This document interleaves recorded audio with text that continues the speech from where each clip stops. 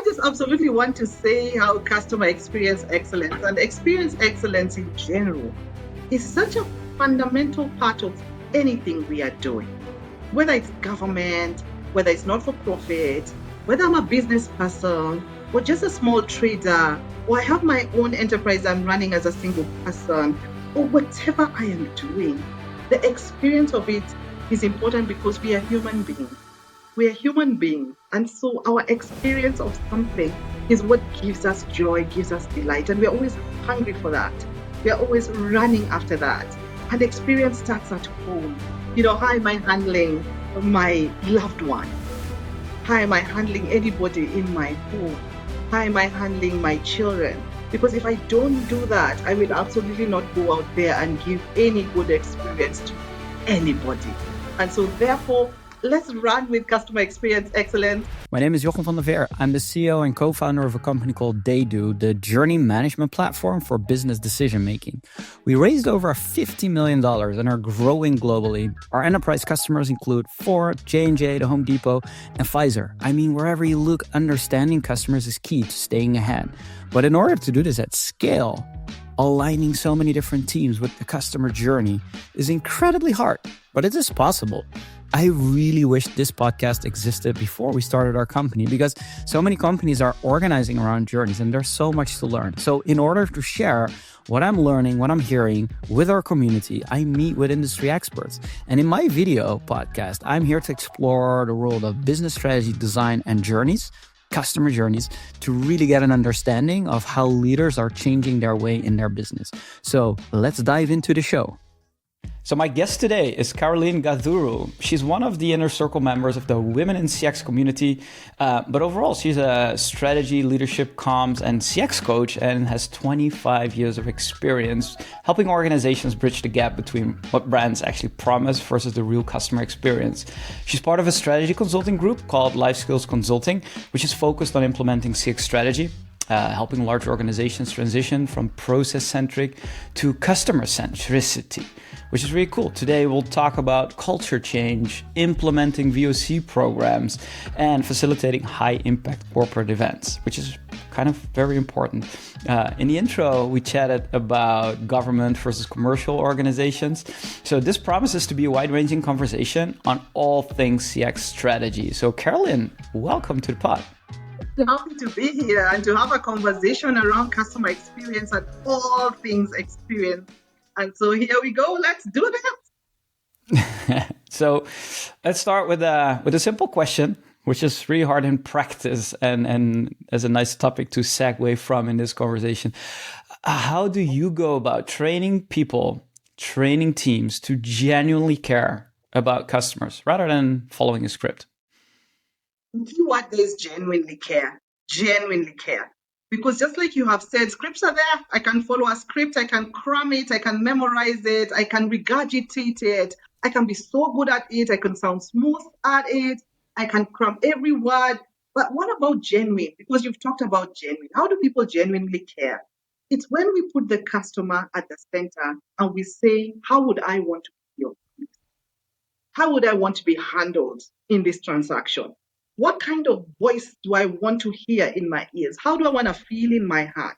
So to get people to genuinely care, they need to transpose themselves and put themselves in the customer's seat, in the customer's shoes, in the customer's dress, in the customer's whatever they're thinking about their customer. They need to go over there. Go over there and stop being over here. Many times we are over here, we are with the company, we are with the organization. If it's an entrepreneur, I'm with the enterprise. I'm not over there where the customer is. So I need to go over there. What are you hearing? What are you feeling? What's going on with you? What has brought you? What would you like from me? So I need to come over there so that I can be genuine and I'm just not ticking a box. And also to genuinely care for our customers and to have genuine positive vibes and positive interactions.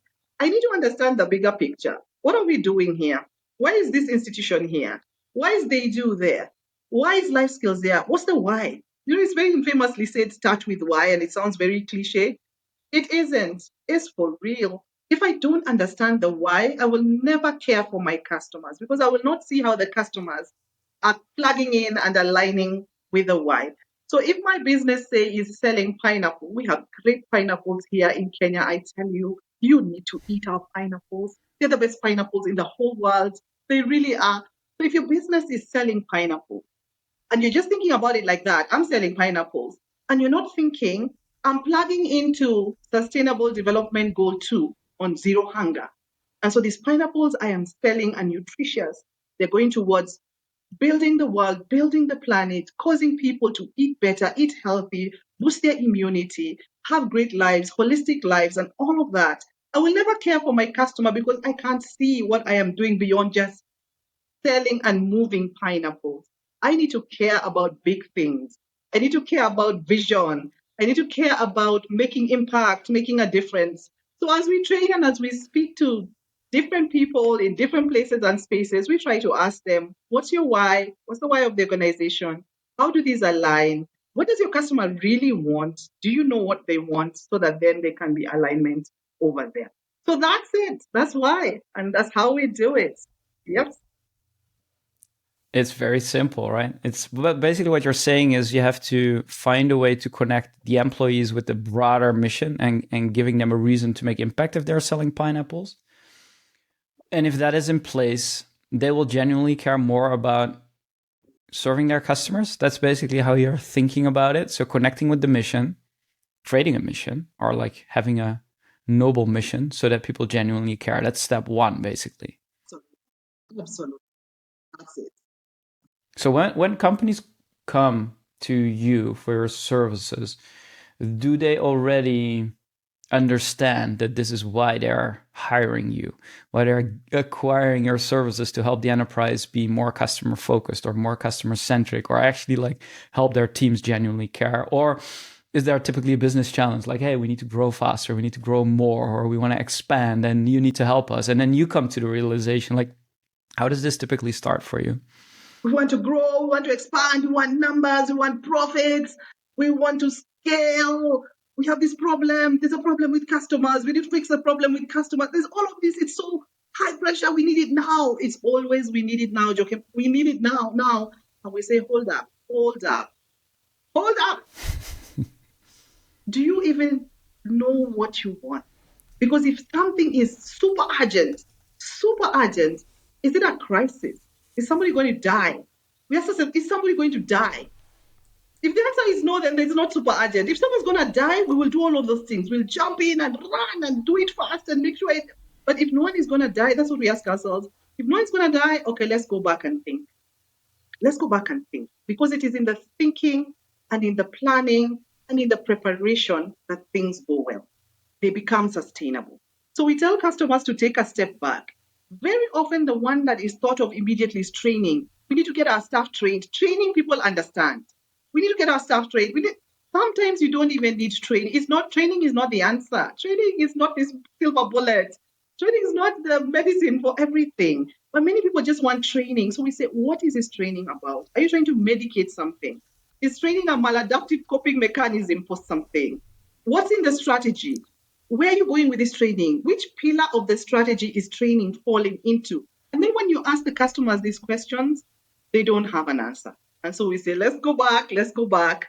And so we start the plan. So sometimes it starts as a training conversation and it ends up as a culture audit.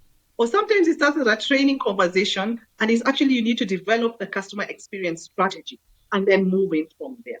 Sometimes it starts as a training question and then it comes back to employee experience and the people factor and human capital management and the whole org chart and what's going on in there and all of that. So we get very many urgent requests. And when we step back and look at them, they are not that urgent and it's not the medicine to cure that disease. You need to go and do diagnosis proper. We become this MRI or this CAT scan machine or CAT lab machine or whatever. So we become the diagnostic. And every time you start like that, it works well. It's not always that it starts like that. Sometimes the budget is just there for training. And so let's say we say, let's go in, let's do the training. And when the participants are speaking to us and sharing what they're going through, then we can make recommendations in the training report that you actually need a customer journey map. You need to just go back and do customer journey mapping. You need to set standards. You need a policy. You need a feedback mechanism or whatever it is. So sometimes we do get in through the training request. So it's a whole mishmash of things, Joker. It's all, as long as it's in the basket of customer experience, we are happy to jump in and see what we can do. I love that. And you're probably seeing it very clearly. What is your framework for asking the right questions with your client to really make sure, like, is training okay for us to start and dig in and we'll get there, versus like understanding deeply, like, what is actually the right place to start? Like, do you have a specific framework or a set of questions that you're actually using to dig into the why and dig into, like, being that MRI scan that you are actually for your customers? Yeah, we have a checklist, but what happens usually is the person requesting training is either in management or in leadership or managing human capital or the budget holder or the head of finance or somebody in senior leadership. And we have found over time that with this checklist, when we come and we speak to leaders, they sometimes have a disconnect from what's happening on the ground. So when we are going in, we want to ask everybody from bottom up. So we hold all these focus group discussions and phone calls and asking people on the shop floor, on the ground, people working with stakeholders, and then the leaders and the people in the middle and across, sometimes even speak to the customers themselves to hear, what are you thinking? What are you hearing? What are you feeling? What are you experiencing? So when we go in, we're not just patching something. It's not first aid. It's not a band-aid. It's something that would last and last well. And when you hear the voices of all these different people, then you get perspectives. And we do a report for this. And sometimes the leaders are so surprised. I was coming through in the report, like the people told you that? They've never told us that. And I find sometimes that when you present yourself as a safe space to speak, and you tell people what you're going to do with the feedback that they are giving you that is going to plug into this. We are designing a training program or a strategy agenda or a project around experience management. And this is how it's going to benefit you, benefit your customers, benefit the company. When you sell value for what they are doing, then they want to plug in and they want to give feedback. Yeah, because in many places, feedback has been collected and used to vilify people. It's unfortunate, but it is so. And then they become victims, or they feel victimized, or they feel condemned or judged. So we really need to go in a space where we say, this is a safe space. Talk to us. We are here for this, and we will design it. And so when you design a program that somebody inputs in, they're like, oh, wow, I want to be part of this. And so the buy-in is greater that way when you start bottom up. It's always good to start bottom up, to Kim. That's what we found over time. Yeah. I love that. So you're interviewing those stakeholders, the people working in the companies, to Mhm. bubble up the information to basically run against your own checklist connected to the assignment that you're getting. I'm still curious about the checklist. Like, can you give some examples of, like, what are you looking for specifically? Like, what is a check and what isn't? Yeah, the checklist has lots of questions. Sometimes people feel intimidated by it, and so we talk them through it. Some of the questions in there is why? Why is this training important? Why do you want to create this strategy? Why is this voice of the customer survey important to you? Is it tying to your mission? Is it tying to your vision? Where is your 1 year, 2 year, 3, and sometimes we do 5 year strategies, corporate strategies here? Where is this fitting into? Have you done this before or anything similar to this? What was the outcome of it? Were there actions coming from it? How far are you in the actions? Whose baby is this? Where does this project sit? Who owns it? Who will be running with it post this project? Who is accountable for this idea, this implementation? What next from here? Because training is an event, a voice of the survey is an event. Preparing a strategy is an event. It is the implementation action plan that comes from there that makes things matter. So if we're not able to answer that from the beginning, we are heading nowhere. People get so excited, Joke, in training, and we are very upbeat, very high adrenaline. You know, adult learning, you need to get people engaged. And sometimes the training is even online like this. You're competing with all sorts of things in the background. People's cameras are even off. You have no idea whether they're with you or not with you. And so you put so much investment in it, and it's fun and it's happy. And people love to learn in a fun and happy environment, sometimes very competitive, and they compete on things and so on, and you celebrate them. It can be an event. And then after it's done, program is done, and people just switch back into business as usual. we are so routinized. So it's business as after these happy things, they just go back to business as usual and do their thing. So unless we ask these hard questions, unless we get commitments, unless we get them to sign up that post this, we are going to do this, and then we ask, do you need support or don't you need support? If you need support, this is how we will come in. If you don't need support, we'll check on you in 30, 60, 90 days and then let you fly. So the 30, 60, 90 we are giving as part of the package. If you need it for 6 months or whatever, we can talk about it. So that's how we do it, because if it's not sustainable, then it's not worth doing. What's the point? Like, what's the Yeah. point? Yeah. This is such a trip down memory lane for me, because before I started a product company with my co-founders, we actually had a strategic consulting firm, and this was often the case as well, right? What is the action from all the work that we're going to do? Who's going to decide? Who's going to make the decisions, and what are they planning to do with the data that we are collecting, and how we're actually going to move forward? Like, if you don't ask that up front, I had Elizabeth Oates on the show earlier, and she wrote a book around creating an insight culture, or creating a team for insights. And basically, her insight was the same, where she said, if you're not going to ask that question, like, what are we going to action? How are we going to action it? Who is going to drive this? And what are we going to do with the data? Then your program is set up from failure from day one. You can have the best research in the world. You can have the best insights in your experience. You can even completely change the nature of the company with your strategy. But if people are not willing to take action, like, Right. nothing will happen. Yeah, absolutely. Like, why are you collecting the data in the first place? What is going to be dark data or what? What are you going to do with it? So don't even collect it in the first place, Joachim, if you're not going to do anything with it, really. And the people who've So, given you the data, responded to your survey, they feel so disenfranchised when nothing is yeah. happening with it. We are currently running a survey I also sit on what is called the Institute of Customer Experience here. It's the body for customer experience professionals in the country. And so we have all kinds of professionals, right from the front line to people at directorship level. And so I Mm. am there. And so we are currently running a survey about intelligent CX, because there's such a buzz talking about AI and this and that and digital this and that. Everyone's jumping onto it. But what are we doing? Yeah, like, what are we doing? Where's the order? Where's the structure? Everyone's saying, I have a robot. You can do this. You can chat this. What are we doing? And the data that's coming up is so interesting, like you won't believe, because we are asking, where is your strategy for intelligence CX coming from? What is it driven by?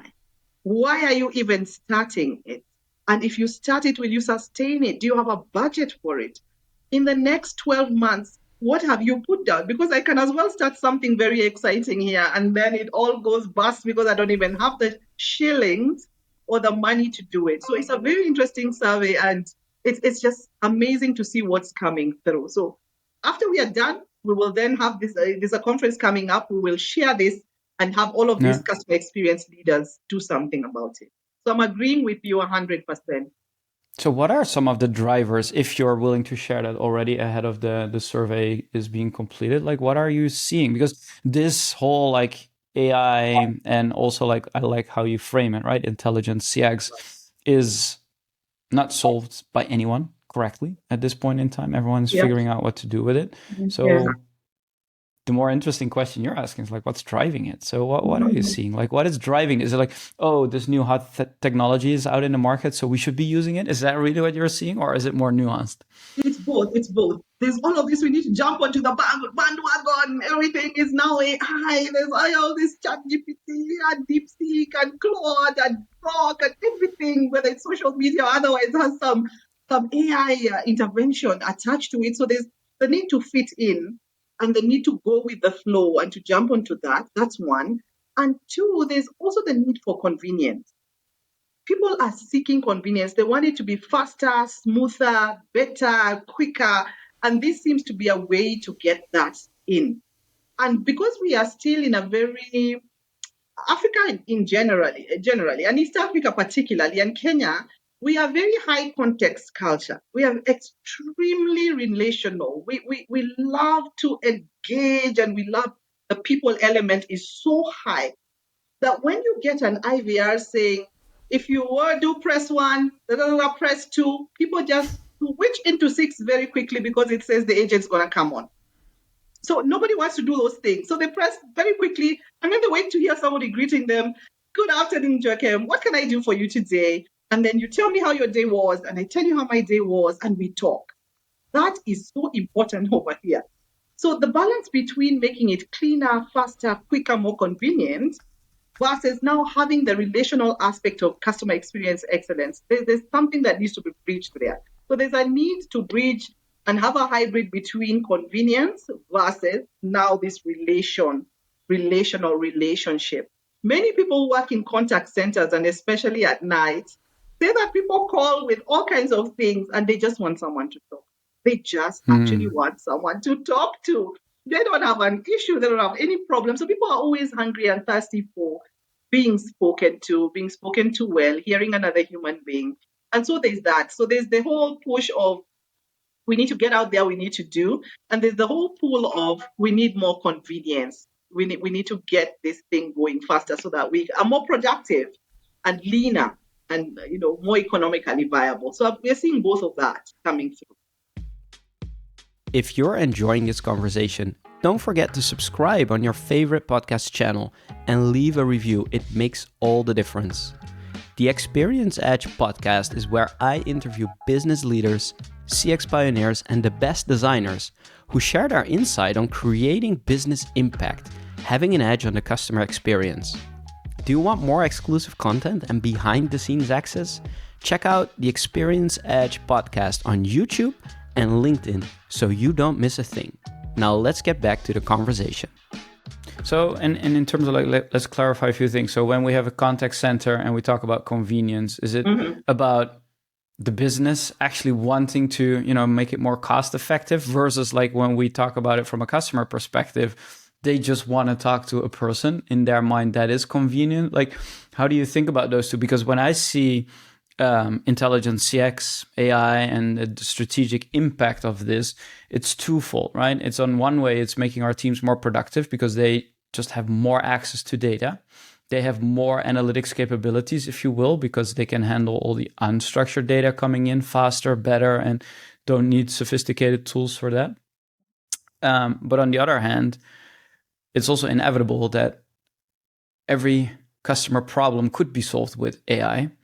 But the question is where we want to do it. So when you think about more convenient solutions or more convenience versus like having a more human touch, like where do you see that? Is it more on the internal side of the business? Is it more on the customer side of the business? Both? Like how are you thinking about that? For the business, they need it faster. They need it more economically viable, more sustainable, to get things done faster, to run the business in a more nimble way, and to get productivity high. And if, for example, I had one contact center person talking on phone for a minute, the chatbot could do that in seconds and talk to 10 people in that 1 minute. So there's that going on. At the same time, there's all of this being able to predict the future, because if you know me, you've gathered my data, you've been able to get it, you can understand me, you can predict what I'm going to need next. You can predict the conversations we should have. You can predict what's going to happen in my medium term, longer term, a little bit future, pushing through to the future, and then speak to me in that language and anticipate me to exceed my expectations from the data that you have. And so we need to gather all of this data in using all the digital tools that we can get, and then see what to do with the data after that. And then also be able to profile so that new product development can happen. So we are not having to waste too much time researching, and yet the information is out there with our customers. They can tell us. We can look at them, we can evaluate and trend how they have been behaving, whether it's purchase, whether it's service, whether it's complaints, whatever it is. So it's both ways. There's a lot going on. There's too much to do and no time to do it, so that we can get this show on the road and get our customers to really experience great experiences from brands. So it's both ways. Absolutely. So talk to me about VOC programs, because I can see clearly like that is where the biggest impact in the internal landscape will be made. Because do we really need to survey people if we can just analyze all the interactions we're having elsewhere with our customers, translate that into actual feedback, analyze that? Like, of course, some of your clients are regulated. They need to Mm. survey. It has to be done. Yeah. But in many commercial businesses, like no one tells them to survey people. Like you don't need to do that. So voice of the customer implies it's the whole voice of the customer. Typically it's surveys in many organizations. Like where do you see the future of VOC going with this? We are so survey fatigued, Joker. People are so tired. When you tell them, oh, fill in this, oh, Lord, you've not even finished. Oh, and just people are so tired of all these surveys and customer feedbacks and forms and things. And so they are tired. And we really need to get creative about how we will get our customers to give us. We truly need to be creative about it. And people say, oh, this will only take you 3 minutes. Oh, 3 minutes is a long time. TikTok has shown us we can just scroll through things like we don't even have to pay attention. So you're competing with attention span, and you're saying 3 minutes. Oh no, I don't have 3 minutes. I could have gone through a lot of things in 3 minutes, or on my social media, on my stories, and all of these social media platforms are stories. And these things move very fast, and so we need to combine many things. We need to talk to customers on the spot. If we could do that, it would be best. Like, I'm done with you. We've been chatting. I need to ask you what has gone well, what hasn't gone well. Could you tell me there and then? It's not like sending me a form later on. Right there and then I'll tell you, I had a great experience on this platform. I logged in, I could see myself. I thought, oh, this Riverside studio is amazing. Why don't I know about this? I'm learning something new every day. Or I'm gonna say, I didn't like this. I didn't like it. I had to put in my name. I was not sure whether to put in my full names. I don't know whether to put my title. So I can give you feedback right there and then without you having to send me a form. So as best as we can pick up feedback, we should. I've been chatting with you. I should ask you there and then. I've sent you an email. At the end of that email, whatever transaction we have, I should ask you there and then.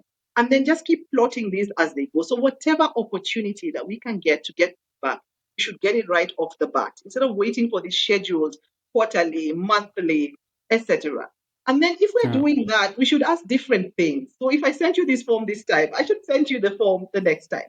If I did a quantitative this time with rate this and rate that, next time I should just ask one qualitative question and throw that in, and then you can share and tell me how you're feeling and what you think went well, and et cetera, et cetera. So we really need to be creative about voice of the customer and not just tick a box with it, because it's nice to say, it's very nice to say, oh, I'm listening to the voice of my internal and external customer. It's so nice to say that. But really, truly, are we getting feedback, or are people just filling in and just wanting to finish this or feeling obligated? You know, sometimes like we have a banking survey here and they send it out to us as customers. And sometimes it's such a long process.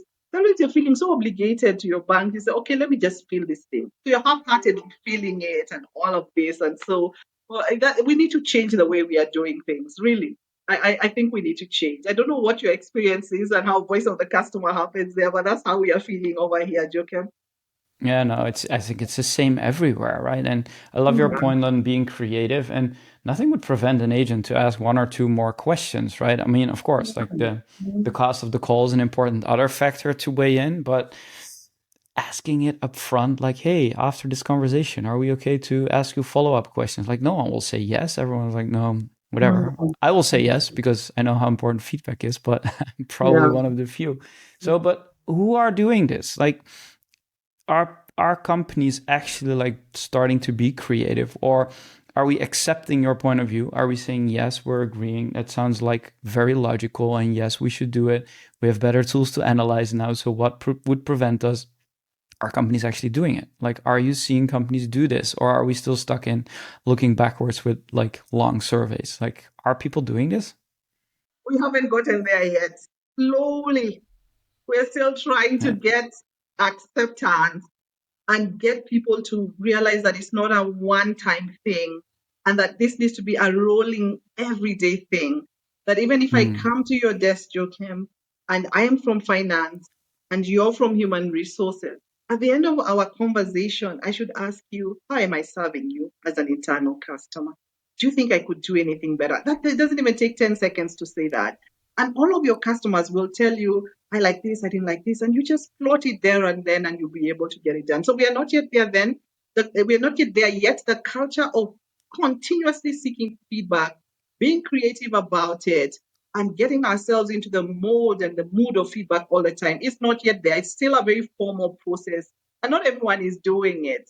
We should, even if we could get everyone to just do the formal thing, I would be very happy. That would be very exciting. So we are still going slowly but surely, slowly but surely. And the smaller organizations feel like this whole voice of the customer thing is an expensive affair. It's a big thing. I need to have the resources. No, it isn't.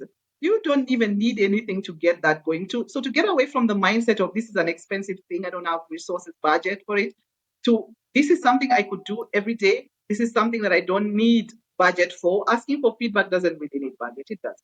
Yeah. Yeah. So that's where we are at. We are not yet there, but we are making baby steps. We're getting there. Hopefully soon. Right. Yeah. So what would you say to, or what are you saying to teams that believe this is right? And let's say they're in an enterprise organization, they want to do this. Well, what are good places to start? Like, how are we going to shift this step by step? Like, what's the best place to start, and how would you go about it? The best place to start is to know that the solutions are with the customers. We can't sit in a boardroom and create solutions for customers. We can't sit in our ivory tower and imagine that we know what's best. We need to ask them, the people we are serving, even if it's in a simple relationship, okay, you need to ask her, what do you like? What don't you like? Like many people buy flowers. I see gentlemen, just carrying flowers. And over here, the African man carrying flowers. Oh man, oh man, Jacob. They have really gotten out of themselves. They're just they put shame aside and they're carrying flowers to the loved one of their lives, through the town or whatever. And they present flowers to her. And they're expecting that she should know the sacrifice that they have made and what it has taken to get her these flowers. And maybe she doesn't like flowers. I don't like flowers. Okay, I like them. If you bring them to me, okay, I'll be happy. You can send me flowers all the way from where you are to here. But if you, for example, said to me, Carol, let's go out to the fruit stand and have pineapple and watermelon and just sit there and eat that, which costs like a quarter of, not even an eighth of what the flowers would, I would just love you for the rest of my life. Like, absolutely. So we need to ask people, we need to ask our customers, what makes you happy? What doesn't? What do you see in the future? How do you wish this product would serve you better? What ideas do you have? What have you seen out there? Because sometimes our customers, we take so much time doing research. And the answers are with our customers. They can tell you what they have seen out there. They can tell you what works better. They can tell you how to modify something. They can give you information about how this made them feel or didn't feel, what's missing, what should be removed, what's too much in there, and so on. So we really need to ask our customers these questions. And so to embrace feedback means we need to put our customers in the rightful place, that they are important. Actually, they are very important. No customer, no business. And by customer, I mean not just in the corporate space and in the business space, even in the space of not-for-profit. Your partners, your stakeholders, all of these are your customers, really. What do they want? How can I serve them better? Because we have all kinds of programs here, Joachim, for aid programs and food programs and HIV programs and programs for children in destitute areas. All of that, nobody's asking them. They just bring in the dollars, bring in the euros, bring in the money, and nobody's asking. And then there's so many projects that are not going anywhere because you didn't step over there and ask, what do you want? Or something like, okay, they need toilets. They don't have toilets. Maybe we're in a low-income urban area. They don't have, they come and build the toilets.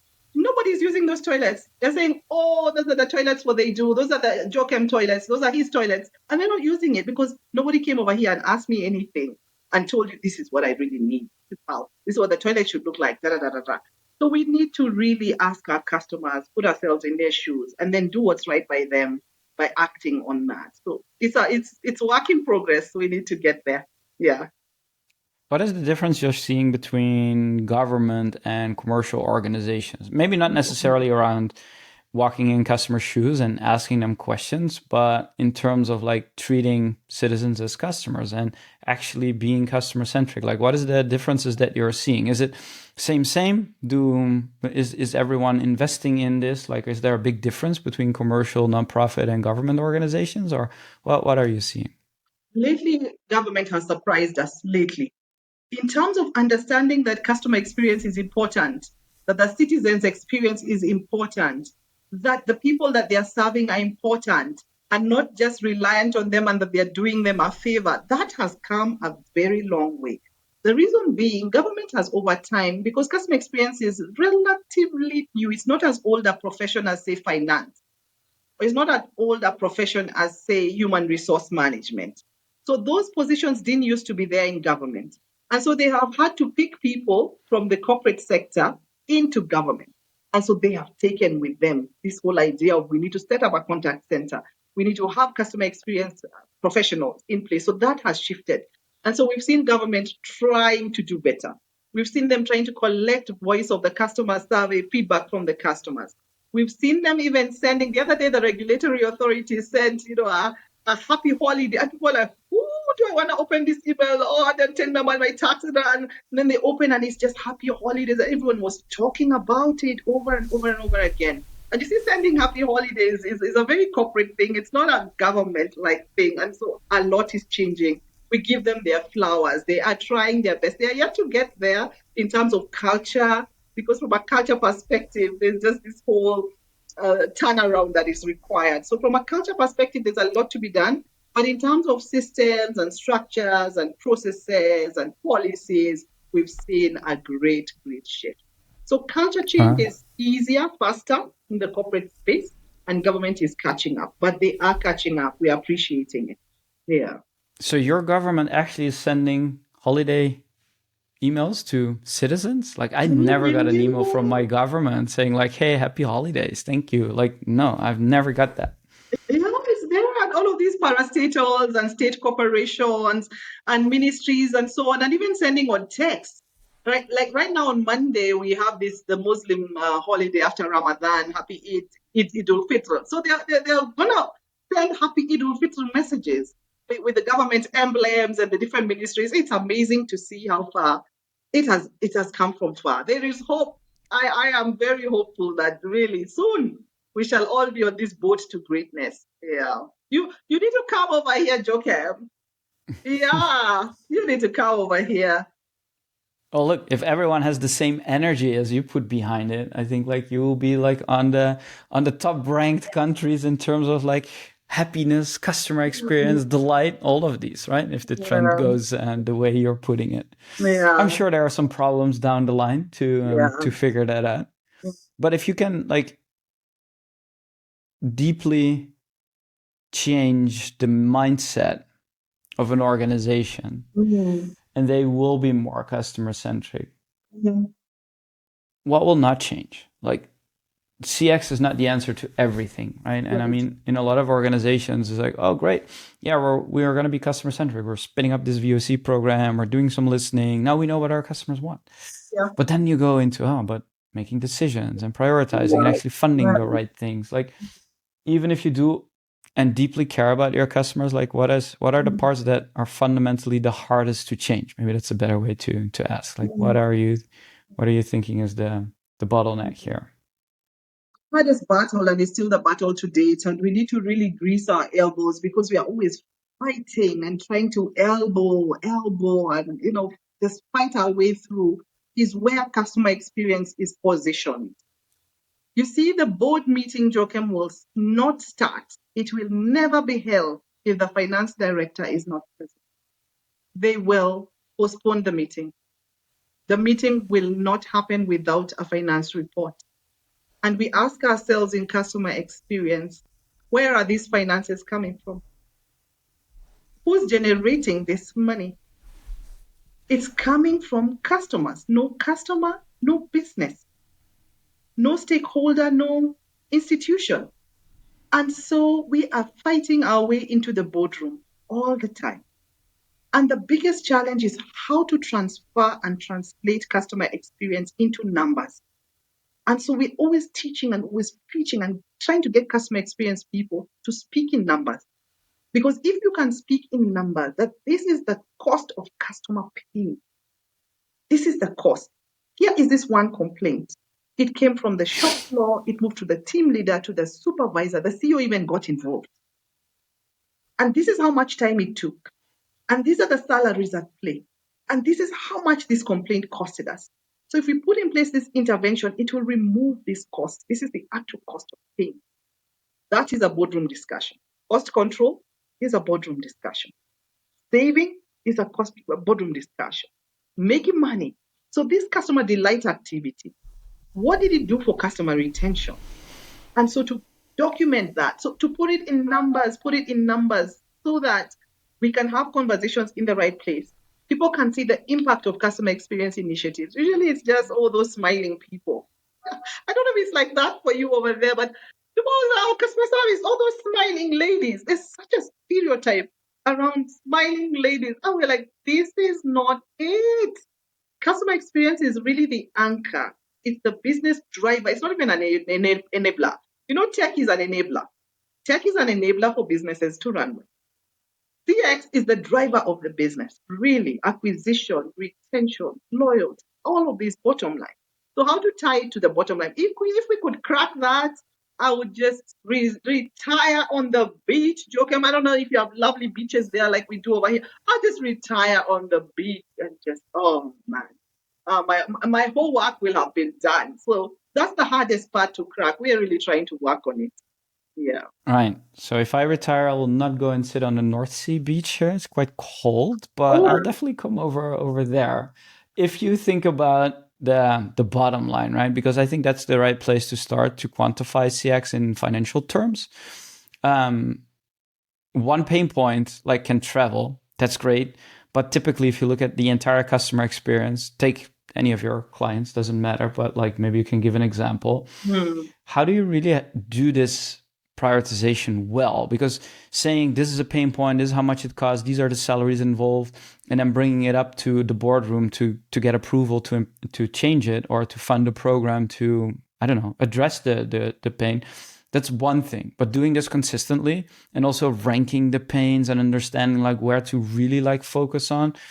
How are you approaching that for a large organization? It absolutely has to do with the customer journey mapping, which not many people have done.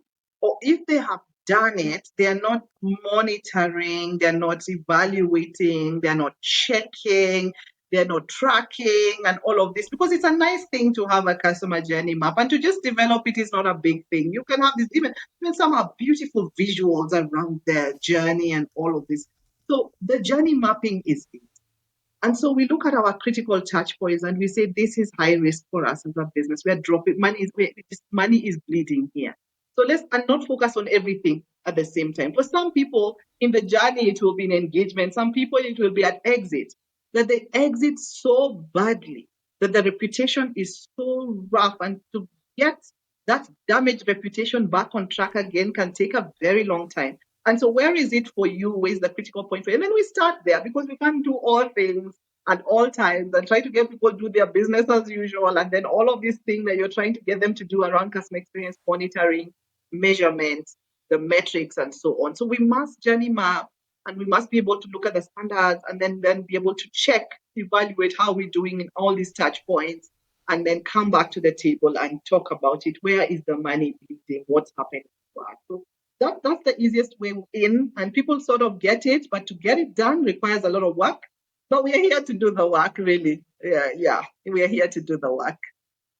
So what you're saying is interesting, and this is also what I'm seeing when companies are doing the actual journey management, right? The monitoring, the change Mm. management, continuous improvement, continuous discovery. Um, but it starts with the bigger questions like, are we focused on reputation? I Yeah. mean, do we know we have a reputation problem? Or I mean, Mm. like when people buy or acquire our services and they, are treated as a number, they will not come back. Or are we focused on, let's say, revenue growth? Or are we actually only focused on efficiency and driving the cost down? How are you tying that initial conversation to like what the business cares about? Two, okay, and therefore, which journeys are then important? How are you helping a business do that? We are very big on non-monetary return on investment because sometimes with this difficulty of tying customer experience initiatives return on investment to the bottom line, it's a difficult conversation, even how to bring it home to people who might not get it at the top. We try to tie it to the non-monetary one. Like just like you have said here, brand reputation. How does handling our customers well lead to brand reputation? That's a conversation people understand. The other conversation people understand is how does handling our customers well tie into ESG? environment, social, and governance. How does the inclusion conversation tie to customer experience along all the strata, along all the lines? That's not money. That one they get. The other thing they get is the internal customer. Because when you work for a brand that's treating customers well, they are happy, you're not accosted on the streets when you provide your business card and everyone wants to beat you up because of what the company did to you. Even your own motivation at work. And so staff retention and stemming attrition and growing and honing your craft when you're at work works when customer experience works. And so we have all this whole spectrum of 8 things that we talked to you about that are non-monetary. And then they to that. There's even brand advocacy that we talk about, that when you handle your customers very well and you're in a crisis, maybe when the crisis has become, a terrible crisis online, your customers are coming and say, no, no, no, no, no, no, no, no, forgive these people. This is only once. I've been with them for the last 10 years. And you don't even have to pay them. You don't have to pay a spin doctor, PR firm, whatever. And so those kinds of conversations for return on experience, return on investment for CX excellence, people start to hear those because those they can relate to faster than trying to tie it to that bottom line right there, the shillings, the cents, and also it's an important conversation to have beyond just the money. We Yeah. find that works well. And that's a starting point, but then you do implement change. You are helping to improve the customer experience, or implement new features, or run new campaigns to truly address the issues. How do you help the business then to know if they're successful? You must have an M&E framework. You must have a monitoring and evaluation framework. There's no project that we will do without that. If it doesn't exist, then no, we are not Right. going Okay. in there. So what you're saying is you Checking. start with the thing people get, like how does it tie to ESG? How does it tie to brand?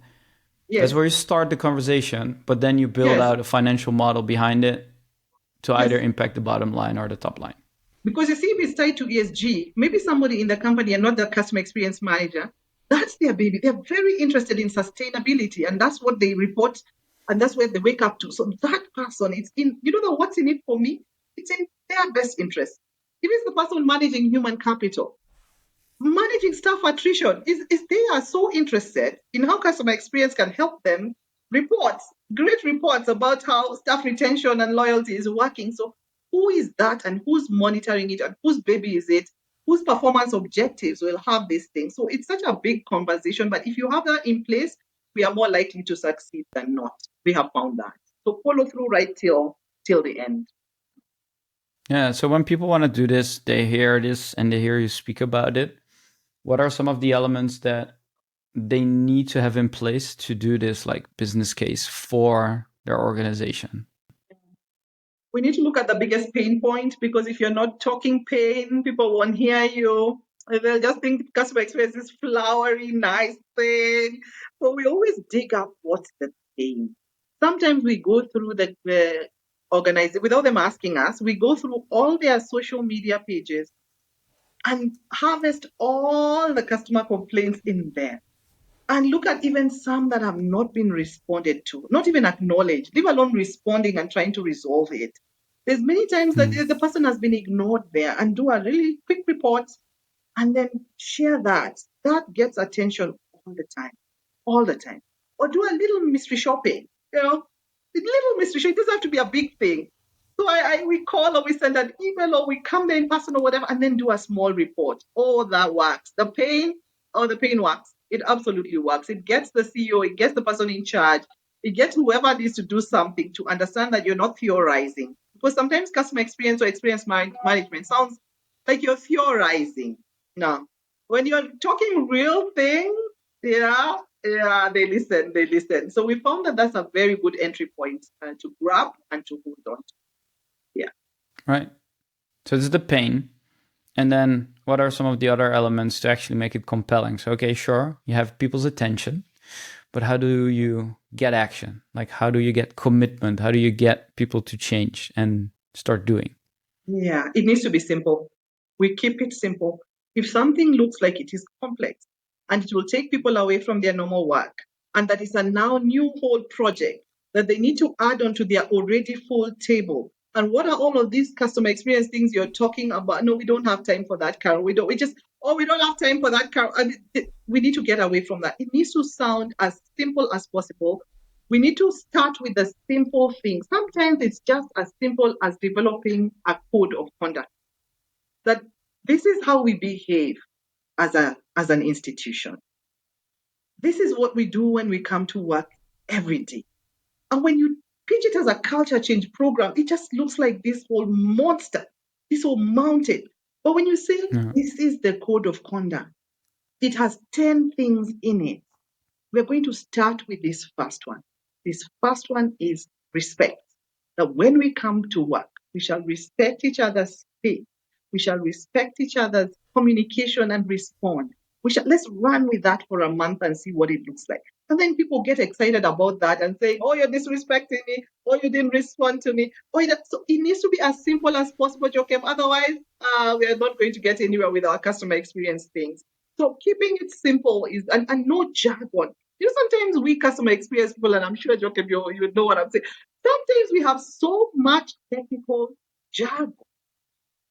They were always talking about CS, NPS, and CLV, and all Ambula. What language is that? What are those things? What are you talking about? So we need to just calm down from where we are and speak in a language that people can understand and quit with all our customer experience technicalities and just keep it simple. Simple is the name of the game.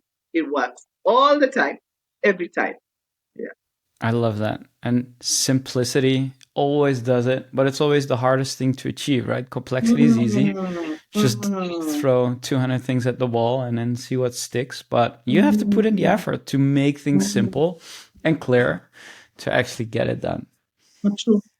You're part of the Women in CX group. What is your role there?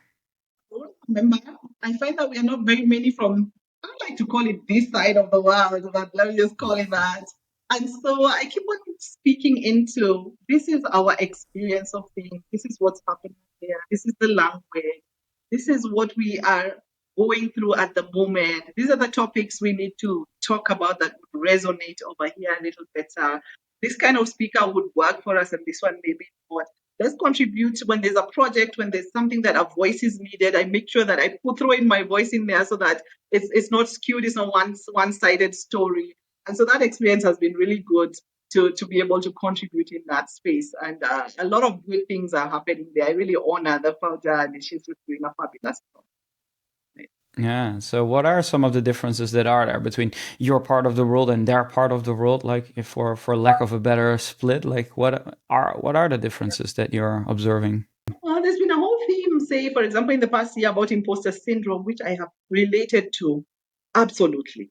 And talking about this and having webinars and conversations and case studies and women, we are so afflicted by imposter syndrome and limiting beliefs and we keep on limiting ourselves and this thing just strikes us so much and we need to rise above it. And it's been amazing. I have loved it. I found though that that is not our most pressing problem at this time as women in CX in Africa. So it has been very interesting to listen to that and plug into it and enjoy it. And it's been amazing. There's been great speakers and people just writing fantastic articles.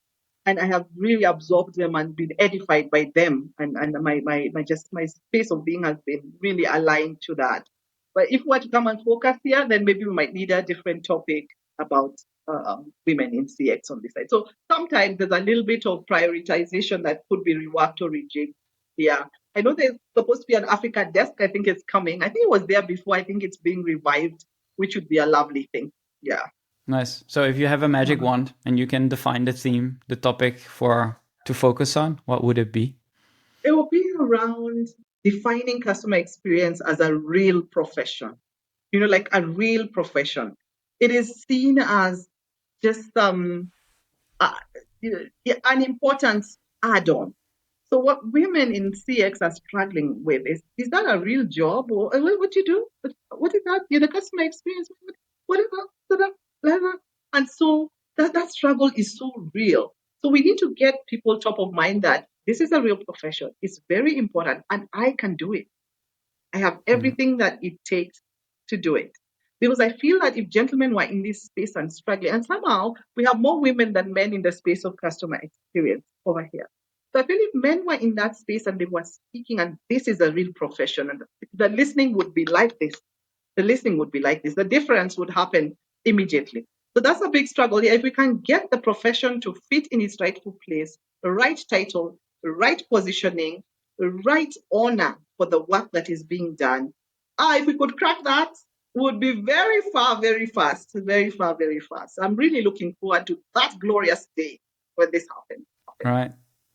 But do you think that's a specific issue to Africa, or do you think that's a specific issue in general for the women in CX community?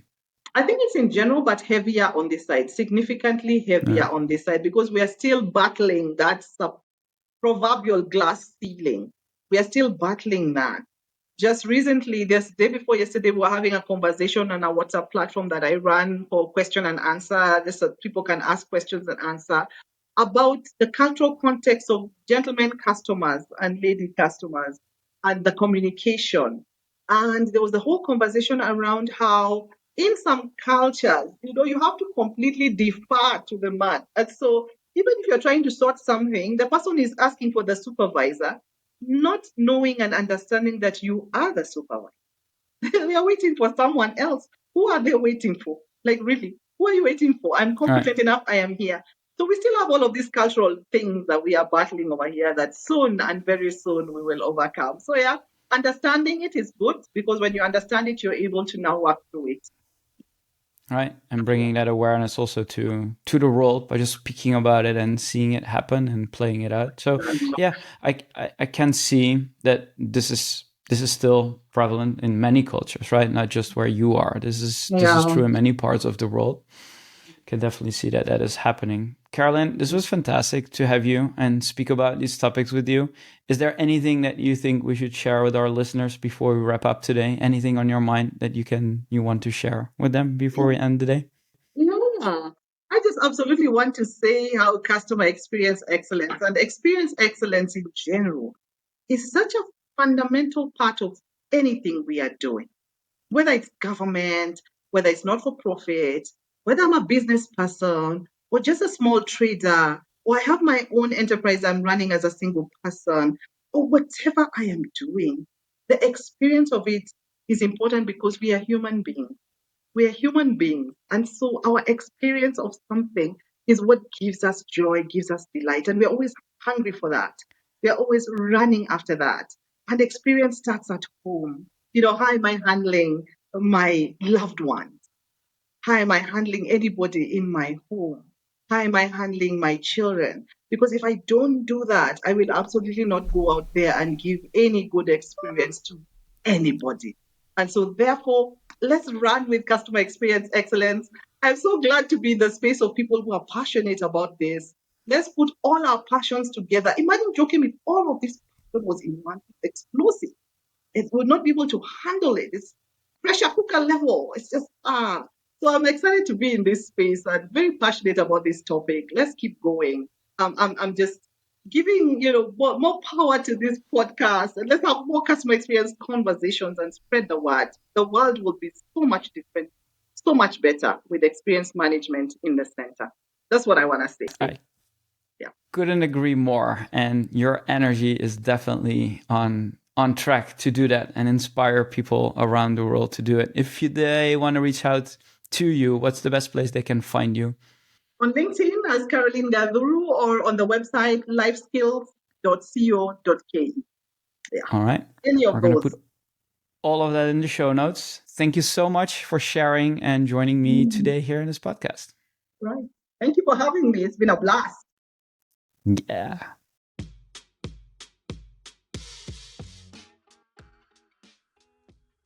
All right, and that's it. Thank you so much for listening. If you found it valuable today, don't forget to subscribe to the Experience Edge on your favorite podcast channel, leave a review, and share it with your team. I'd be delighted.